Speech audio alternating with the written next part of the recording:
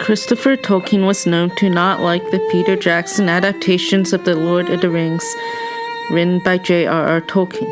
At an interview with Monde, when asked if he had met with Peter Jackson, he had mentioned he declined, saying, "They eviscerated the book by making it an action movie for young people aged 15 to 25. Christopher laments, and it seems that The Hobbit would be the same kind of film. Christopher had even filed legal action to New Line Cinema a few years prior but rescinded it shortly afterwards. Christopher John Rule Tolkien was the third son of J.R.R. Tolkien and his wife Edith Bratt.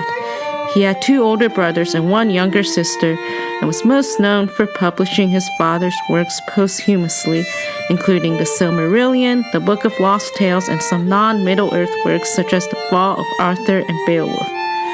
Born in November 21, 1924, Christopher spent most of his life as a book editor even long before his father passed. He joined the Air Force in 1943, where he was sent to South Africa for flight training. After the war, he went to Trinity College in Oxford and got his BA and B.Lit shortly after. Even while his father was actively writing the series, Christopher had been an active and critical audience, first listening to The Hobbit, which was written for him and his siblings, and later interpreting the maps of Middle-earth and redrawing the main map in the late 1970s. After his father died, Christopher Tolkien edited and published his deceased father's works tirelessly. He lived in the French countryside in 1975 with his wife, Bailey, who edited the Father Christmas letters until his death in January 16, 2020. He had 3 children in total. At time of release of the first movie, Fellowship of the Ring, in 2001, Christopher expressed skepticism but overall wasn't too concerned.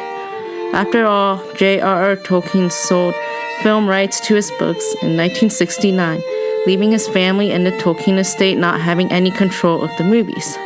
While there were rumors that he had fallen out with his family over his opinion at the time, they were untrue, which he had confirmed.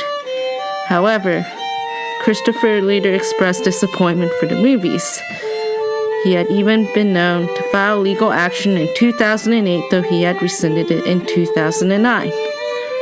While it's easy to sort of pin him down as some sort of a stick in the mud, or out of touch with the real world, we've also got to understand that this was a man who has been around the author and his works for probably most of his life and definitely most of his career.